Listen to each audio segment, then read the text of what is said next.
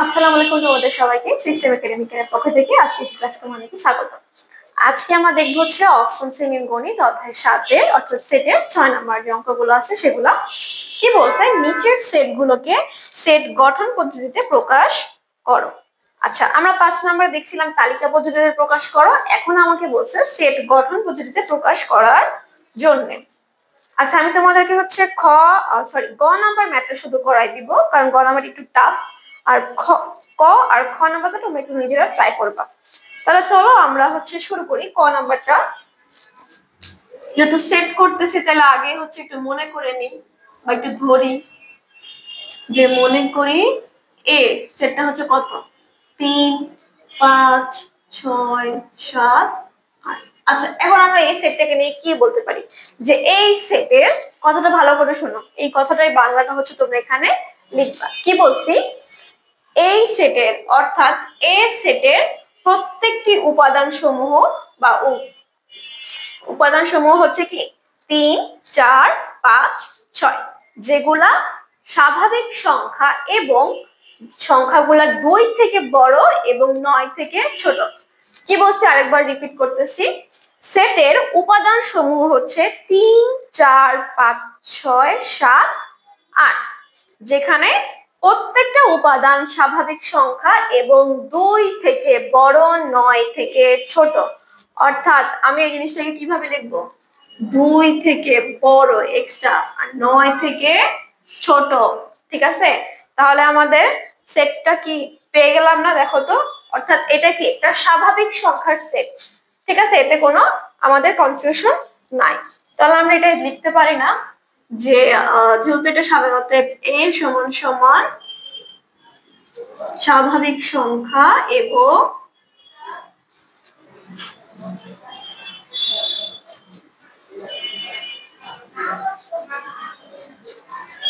দুই থেকে বড় 9 থেকে ছোট। ঠিক আছে, এই গেল হচ্ছে আমাদের ক নাম্বার। বাংলা লেখাটা কি বলছি, যে সেটের প্রত্যেকটি উপাদান সমূহ হচ্ছে এত, উপাদান সমূহ হচ্ছে প্রতিটি স্বাভাবিক সংখ্যা এবং 2 থেকে বড়, যা 2 থেকে বড় এবং 9 থেকে ছোট। এবার খ নাম্বারেও সেম ভাবে হচ্ছে মনে করি, ধরি ভাবে মনে করি এই হচ্ছে কি 4 8 12 16 20 24। আচ্ছা, এখন এইটা একটু নোটিস করলে আমরা কি দেখতে পাই, যে এই যে সংখ্যাগুলো আমরা লিখছি প্রত্যেকটা 4 করে বৃদ্ধি পাইতেছে না, অর্থাৎ প্রত্যেকটা সেট কি উপাদান হচ্ছে 4 এর গুণিতক।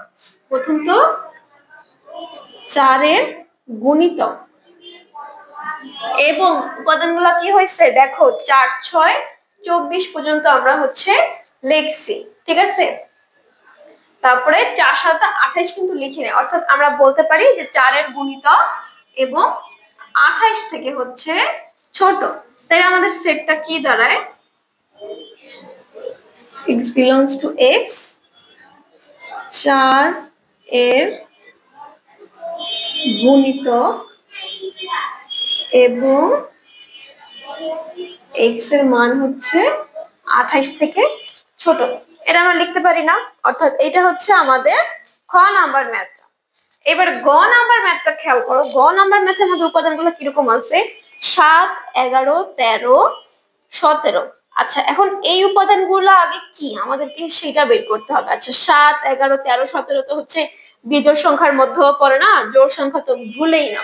তাহলে এই সংখ্যাগুলা কি, এগুলা হচ্ছে মৌলিক সংখ্যা, অর্থাৎ এই সংখ্যাগুলার একটা গুণনীয়ক ছাড়া অন্য কোনো গুণনীয়ক নাই। ঠিক আছে, তার মানে আমাদের গ নাম্বারে হচ্ছে কি মৌলিক সংখ্যা, এগুলাকে আমরা কি বলবো, মৌলিক সংখ্যা। আমাদের ক নাম্বারটা ছিল হচ্ছে স্বাভাবিক সংখ্যার সেট, খ নাম্বারটা হচ্ছে আমাদের 4 এর গুণিতক, গ নাম্বারটা কি আমাদের হচ্ছে বলে দিছে কি মৌলিক সংখ্যা। ঠিক আছে, আমি তোমাদেরকে গ নাম্বারটা এখন গণাচ্ছি, ক আর খ তো হচ্ছে দেখলাই, আর হচ্ছে বাংলা লেখাটা যেটা বললাম ওটা হচ্ছে লিখবা মাঝে। আমি হচ্ছে গ নাম্বারে বাংলা লেখাটা স্পষ্ট করে লিখতেছি, সেম লেখাই হচ্ছে ক আর খ নাম্বারে হবে। তাহলে গ নাম্বার ক্ষেত্রে হচ্ছে আমি এভাবে লিখি, যে মনে করি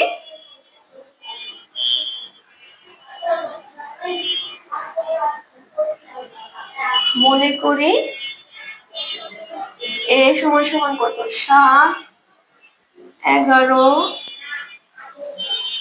13 17 সেটের প্রত্যেকটা উপাদান সমূহ, তার মানে সেটের উপাদান সমূহ কি কি, এই যে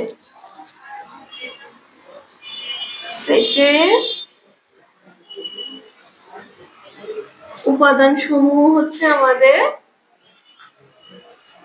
7 11 13 আর হচ্ছে 17।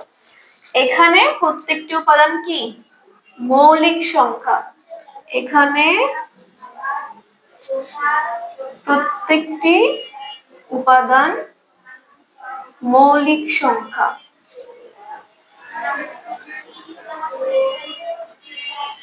ঠিক আছে, এখন মৌলিক সংখ্যা তো ঠিক আছে, ওটা না আমরা লিখলাম, কিন্তু আরেকটা কি লিখতে পারি দেখো, আমাদের মৌলিক সংখ্যা হচ্ছে এই 7-এর আগে আমাদের আরো মৌলিক সংখ্যা আছে, সেটা হচ্ছে কি 2 1 2, 3 1 3, আরেকটা আছে সেটা হচ্ছে 5। তাহলে আমরা বলতে পারি না যে এই মৌলিক সংখ্যাগুলো হচ্ছে কি 5 থেকে হচ্ছে বড় এবং 19, 17-এর পরে মৌলিক সংখ্যাটা হচ্ছে 19, 19 থেকে ছোট এবং 5 থেকে বড় 19 থেকে ছোট। এই তো তাহলে হয়ে গেল। তাহলে আমাদের সেটটা কি হবে,